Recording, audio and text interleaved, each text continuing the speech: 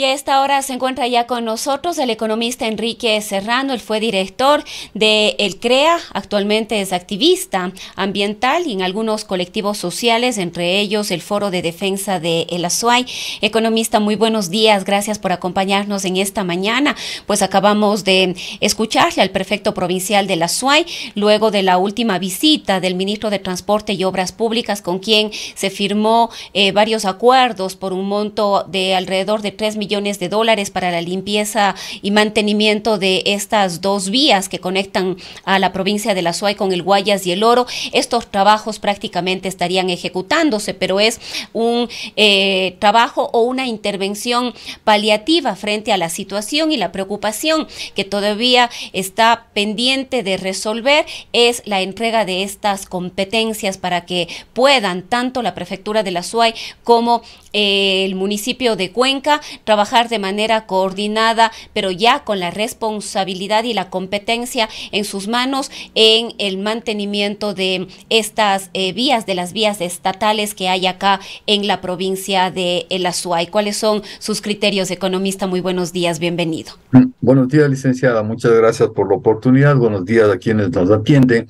Bueno, yo pienso que es del todo encomiable y digna de felicitación la actitud asumida tanto por el señor alcalde cuanto por el señor prefecto en torno a la red vial estatal.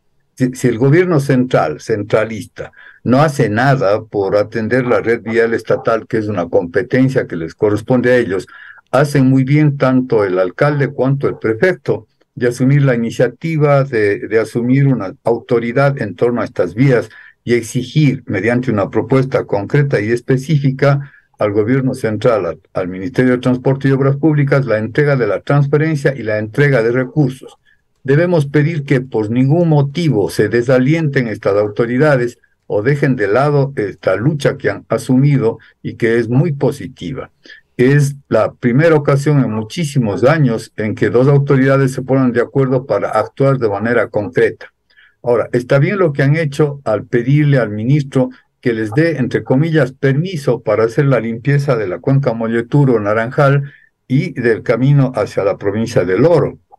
Imagínese usted que tal Consejo de Competencias y toda la arquitectura legal centralista inclusive impide actuar en las vías, porque si no había este permiso de parte del Ministerio de Transporte y Obras Públicas, viene la Contraloría, que es un órgano del gobierno centralista y central, a decir de por qué están haciendo gastos o aplicando recursos en vías que son competencia del Ministerio de Transporte y Obras Públicas. Por eso era indispensable este convenio por el cual el Ministerio de Transporte y Obras Públicas autoriza la limpieza en estas vías, y entonces ahí sí ya con legitimidad, a partir de este convenio, tanto el prefecto cuanto el alcalde pueden entrar a hacer la limpieza en estas dos vías importantes. Entonces, esta iniciativa hay que sostenerla y aún así hayan truenos, rayos o relámpagos, tanto el prefecto cuanto el alcalde, que ya se comprometieron con la defensa de este importantísimo interés de quienes habitamos en Azuay, tienen que continuar. Esta sería mi opinión personal en torno a lo que están ellos haciendo y que me parece muy positivo. Ahora, economista, estas propuestas y este trabajo tanto del prefecto como del alcalde recoge de alguna manera lo que ha venido haciendo la Asamblea por la Vialidad de la Azuay, lo que ha venido exigiendo. Desde ahí se han construido también algunas propuestas de lo que debería ser. Le acabamos de escuchar también al prefecto en el sentido de que se necesitarían 50 millones de dólares en el año cero, es decir, necesitamos estos recursos para poder emprender. Uno de los modelos de gestión que se estaría planteando y sobre los cuales se pronunció el ministro diciendo que requería más detalles es este de los peajes, que debería establecerse en dónde y cómo, pero respecto a los peajes había otras preocupaciones de que estos deberían ser subsidiados también por el Estado ecuatoriano, y esto implica también recursos, y quizás este es el punto más sensible. Si van a haber esos 50 millones de dólares, si va a haber los recursos, el compromiso del Estado ecuatoriano para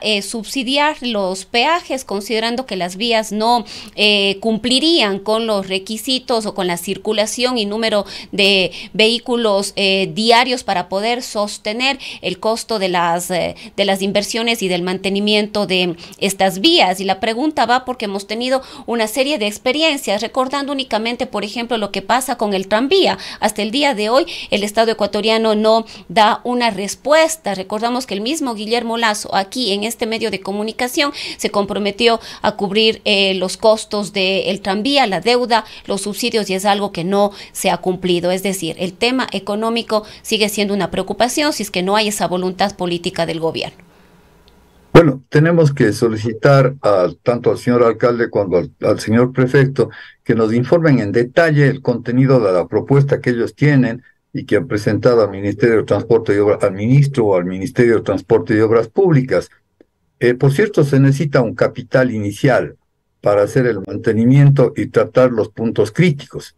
Pero también en torno a eso hay que decir que el Ministerio de Transporte y Obras Públicas y el Gobierno Central consigue financiamientos de varias instituciones multilaterales internacionales. Está, por ejemplo, pendiente toda una ayuda del Banco Mundial, un crédito o un préstamo no reembolsable para poder afrontar los impactos negativos del fenómeno del Niño. Está también, de hecho, una línea de crédito que hay de la Corporación Andina de Fomento para un programa de conservación y mantenimiento de la vialidad por resultados. En todos estos campos financieros, aún otros bancos, otras instituciones, lamentablemente el ASUAI y particularmente el ASUAI, insisto, no ha sido tenido en cuenta. No se lo ha incorporado a los programas de financiamiento o al acceso a estos recursos. Por ejemplo, mientras en la provincia de Chimborazo van a haber ya 2 créditos para 2 proyectos de vialidad de la red vial estatal. Uno de ellos es el proyecto para el tramo de la Panamericana que viene desde Riobamba hasta la quebrada Angas, en el límite con la provincia del Cañar, y el otro crédito es el que está yendo a ponerse a funcionar para dar conservación y mantenimiento en la carretera Balvanera, Payatanga, Cumandá, los 2 en Chimborazo. En el ASUAI no hay uno solo. Y uno de los pretextos que hubo para que no se dé este crédito para el ASUAI era el que parte de los recursos de la Corporación Andina de Fomento iban a aplicarse para la construcción de los intercambiadores en la zona del IES y en algún otro redondel en la vía rápida Cuenca-Sogues, perdón. Y entonces con el cuento de que ese dinero iba hacia allá para favorecer la entrega de la concesión del tramo desde Cumbe hasta Biblián, con la construcción del nuevo tramo de Biblián hasta Gullo, entonces se quedó pendiente.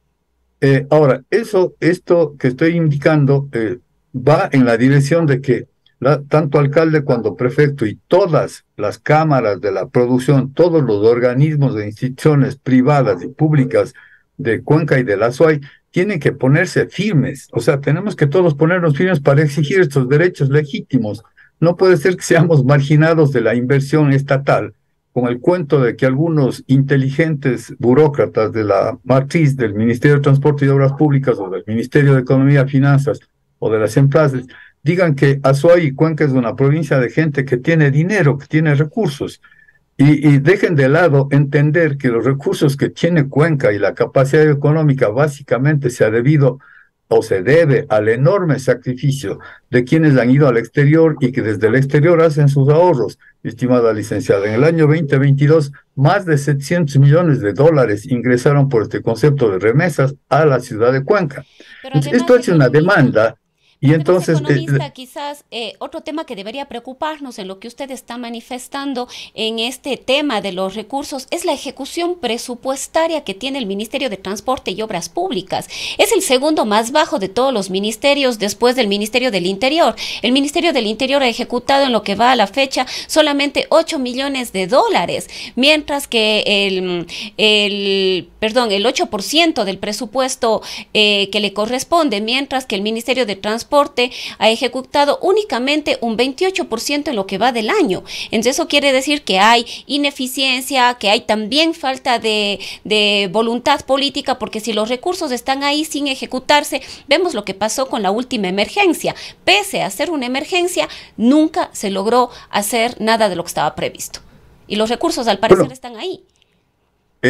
La verdad es que yo pienso que no existen, ¿no? Lamentablemente el gobierno central acude y es una pena a todo el potencial que ahora dan las redes sociales para llenarnos o intentar llenarnos de farsas. La verdad es que no hay esa disponibilidad, o si la hay, tiene que pasar una cantidad de filtros que fueron establecidos en las leyes orgánicas correspondientes. Por ejemplo, hay el Código Orgánico de Planificación y Finanzas Públicas. Eso significa que todo tiene que ir por el Ministerio de Economía y Finanzas, pero antes de ir al Ministerio de Economía y Finanzas tiene que pasar por las emplades. Es decir, hay una serie de filtros que han puesto y esto hace pues que se demore la ejecución de los presupuestos, por una parte. Pero finalmente, al parecer, no hay disponibilidad y el gobierno del economista Lasso ha dado prioridad a este equilibrio fiscal, tal vez en cumplimiento de los compromisos hechos con el Fondo Monetario Internacional o porque él piensa que esa es la interpretación correcta. Pero estos datos que salen de que no ha habido ejecución presupuestaria, etcétera, son parte de la farsa a la cual nos ha tenido acostumbrado este gobierno.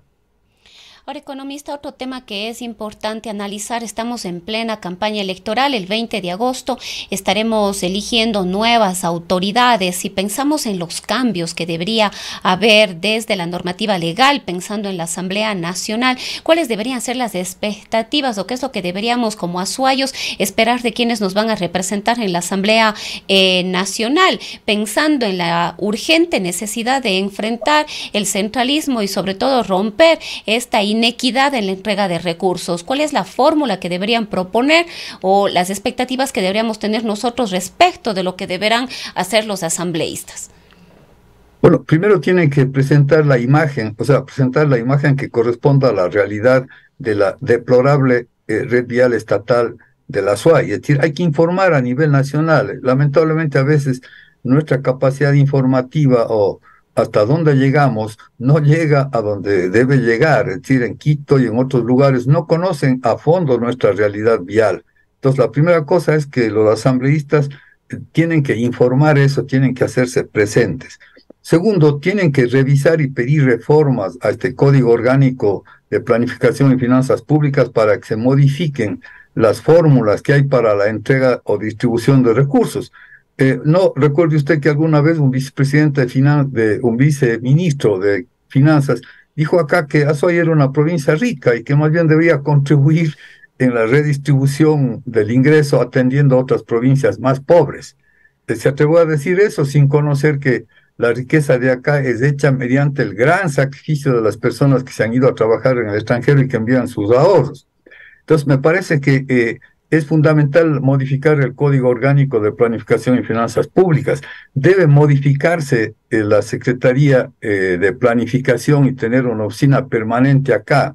Debe pensarse en la descentralización mediante la adopción de leyes parecidas a las que rigen, por ejemplo, para el caso de Galápagos. Galápagos tiene un estatus especial, un gobierno especial, o lo que acaba en estos días de ayer de ponerse en vigencia, que es la circunscripción territorial amazónica. Acá, entonces, esas son formas jurídicas o legales que debían examinarse y proponerse para la condición de Azuay.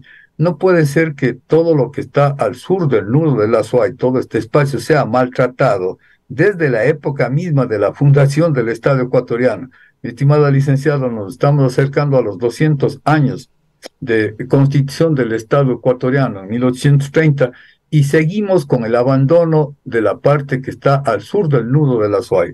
Lamentablemente acá nos contentamos mucho con una serie de títulos nobiliarios que nos autoimponemos, ¿no es cierto? Atenas del Ecuador, Ciudad del Conocimiento, Ciudad Olímpica, Patrimonio Cultural, etcétera, etcétera. Nos ponemos un mundo de títulos, pero en la práctica esos títulos son huecos, es decir, no nos ayudan a la lucha concreta. Vienen acá los burócratas del gobierno central y casi siempre empiezan diciendo que Cuenca es una bella ciudad, que belleza, etcétera. Sin embargo, nos imponen, digo usted, la minería metálica en nuestras fuentes de agua, o como usted bien señalaba, nos imponen el tal tranvía, y ahora, por ejemplo, nos retiran las esferas de gas.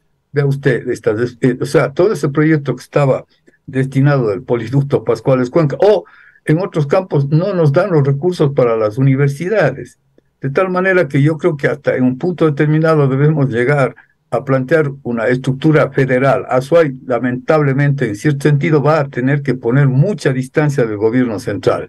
En ese sentido, vaya quien vaya al gobierno como presidente, ocurra lo que ocurra acá en la circunstancia política, el primer objetivo de Azuay es fortalecer nuestro poder local para luchar contra el poder central y centralista. Esta es la consigna, fortalecer el poder acá. Y eso es lo que han estado haciendo algunos colectivos ciudadanos, como el de la Asamblea Ciudadana por la Vialidad del Azuay, dirigido por la arquitecta María Cristina García de la Cámara de la Construcción. O sea, esa es una buena iniciativa a la cual tienen que sumarse las otras cámaras, deben sumarse y no caer, no ser tentados por los ardides y tonterías que plantearon ministros como el ministro Herrera. Ahora, economista, usted tocó ya un tema que yo quería también dialogar con usted en esta mañana y que es el de las esferas de almacenamiento de gas licuado de petróleo en Chayhuabamba. Le escuchábamos a la gobernadora diciendo que eso tiene que salir de ahí porque tiene que salir de ahí. Estamos conscientes de que el terreno es inestable y que no pueden quedarse en el lugar en el que están. Sin embargo, la idea es que salgan de la estación de Chayhuabamba por las condiciones en las que se encuentra el terreno, pero que se encuentre otro lugar dentro de la misma provincia. Incluso el rector de la Universidad de Cuenca, el ingeniero Fabián Carrasco, decía que en las zonas aledañas podría fácilmente encontrarse un nuevo terreno en mejores condiciones para emplazar estas dos esferas. Sin embargo, la señora gobernadora ha dicho, pero si igual, esto no está funcionando desde el año 2018, ¿qué sentido tiene que reclamemos algo que no ha estado funcionando por varios años y que la salida de las bombonas de aquí de la provincia del Azuay no implicará en ningún momento? Ha dicho la ministra que Cuenca y el Azuay o el sur del país puedan en algún momento quedarse desabastecidos. Esta es otra deuda del gobierno nacional con Cuenca y la provincia. Licenciada, realmente yo creo que ningún azuayo o azuaya que se precie de defender los intereses locales debería jamás aceptar ser gobernador o gobernadora, porque en esa función lo único que hacen o se ven obligados a hacer es a volverse algo así como parlantes de lo que se resuelve que se diga desde Quito. Ve usted, el problema del poliducto Pascuales Cuenca no solo son las esferas eran el destino final de los fluidos que debían ser conducidos por poliducto. Si se quita las esferas, ¿qué sentido tiene toda la tubería, las estaciones de bombeo, etcétera? O sea, van a tener que retirar no solo las bombonas, sino todo el ducto trazado desde Pascuales, que pasa por la Troncal, etcétera. Las 6 estaciones de bombeo, mi estimada licenciada. O sea, ve usted que nos estamos dejando engañar. Esto de las esferas es solo un elemento. Y si se quitan las esferas, ¿a dónde, para qué tiene, qué sentido tiene o para qué van a servir los tubos o los ductos de poliducto? O sea, no tiene, todo es una trampa para cubrir los actos de corrupción, porque lamentablemente el poliducto Pascuales Cuenca fue motivo de corrupción. Primero hubo sobreprecios, estuvo presupuestado inicialmente a un monto de 200 y pico de millones y terminó costando más de 600 millones.